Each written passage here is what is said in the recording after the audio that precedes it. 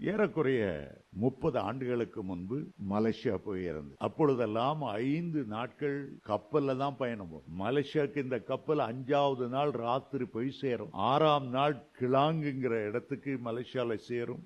7ஆம் நாள் சிங்கப்பூர்ல போய் சேரும். முதல் முறை நான் போகும்போது என் பிள்ளைகள்லாம் ரொம்ப சின்ன பிள்ளை, 4 வயசு, 6 வயசு, 8 வயசு, 3 பேர் தான் இப்ப பிறந்திருந்தார்கள். ஆகவே என் மனைவி விட்டும் பிள்ளைகளை விட்டும் போறதுக்கு எனக்கு கஷ்டமா இருந்தாலும் அப்போதெல்லாம் அங்க ஊழியத்துக்கு போனா ஒரு முறை கப்பல்ல போனா அடுத்த கப்பலுக்கு 21 நாள் காத்து. பொதுவாக அங்க போறவங்க 3 மாசம் இருந்து தான் வருவாங்க. நான் தெரியாதனமா போயிட்டு ஒரு 10 நாள்ல என் மனைவிட்ட இருந்து கடிதம் வருது. பிள்ளைகள்லாம் நினைச்சு ஏங்குறாங்க, ராத்திரில தூங்க மாட்டேன்றாங்க, மூத்தவா கட்டில இருந்து விழுந்தா, எல்லா சோக கதை. வெளிநாட்டு போற புருஷனுக்கு அப்படியே கடந்து எழுதி அவருடைய உள்ளத்தை புண்படுத்தணும். என் மனைவிக்கு தெரியல. அடுத்த தடவை எழுதுறா, ஆஸ்மானுக்கு ஹை ஃபீவர், டேடி எங்க. ஸோ பிள்ளைகளுக்கு தனித்தனியா லெட்டர் எழுதுனேன். அந்த லெட்டர் வந்த உடனே என் பிள்ளைகளுக்கு சந்தோஷம். உனக்கு லெட்டர் எழுதிக்காங்க, உனக்கு லெட்டர் என்ன இருக்காங்கப்பா, ரொம்ப ஆசை. 3 நாள் கழிச்சு அந்த லெட்டரும் வேண்டாம், ஒன்றும் வேண்டாம், எங்க அப்பா தான் வேணும். நான் என்ன பண்ணேன், எல்லாருக்கும் பிக்சர் போஸ்ட் கார்டு வாங்கி, அழகான புஸ்தகங்கள் வாங்கி, பொருட்கள் வாங்கி, ரிஜிஸ்டர் போஸ்ட்ல பார்சல் அனுப்பி வச்சேன். இந்த பார்சல்லாம் பார்த்து ரொம்ப சந்தோஷம். எத்தனை நாளைக்கு சந்தோஷம்?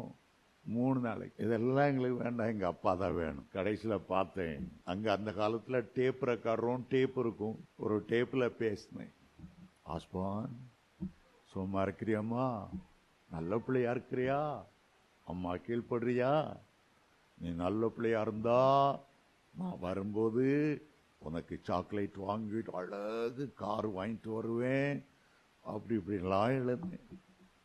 என் மனைவி அதை போட்ட உடனே, டேப் ரெக்கார்டில் போட்ட உடனே என் சத்தத்தை கேட்டதும் பிள்ளைகளுக்கு அவ்வளோ சந்தோஷம். ஆஸ்பான் எப்படிமா, நல்லா இருக்கேன் டேடி, நல்லா இருக்கேன் டேடி. நல்ல பிள்ளையா இருக்கிறியா, ரொம்ப நல்ல பிள்ளையா இருக்கிறேன் டேடி, நல்ல பிள்ளையா இருக்கிறேன். கீழ்படியா, உண்மையா என் சத்தம் என்று அவ கேட்டோன்னு மகிழ்ந்த மகிழ்ச்சி. எத்தனை நாளைக்கு? 4 நாளைக்கு.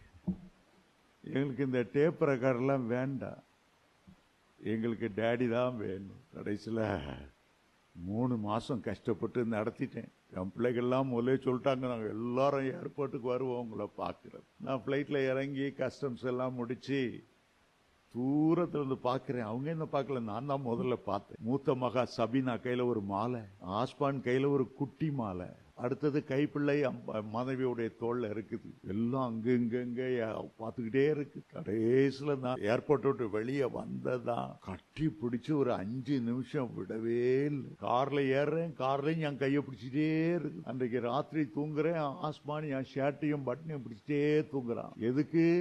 அவர் விட்டுட்டு போயிடக்கூடாது. அது போல நம்ம ஆண்டவரை பல ரூங்கள்ல மறைமுகமா பார்க்க, நம்முடைய மண்ணுக்குரிய சரீரம், நம்முடைய மாம்சம், நம்முடைய ரத்தம் நம்ம ரொம்ப மட்டுப்படுத்திட்டே இருக்கிறோம். ஆனா அந்த நாள் வரும்போது தேவ தூதர்களை பார்க்கலும் நாம் மகிமை உள்ளவர்களா இருக்கு. இந்த மண்ணான சரீரம் களைந்து வேறொரு ஆவிக்குரிய மகிமை சரீரத்துல தான் அவரை முகமுகமாய் பார்க்க.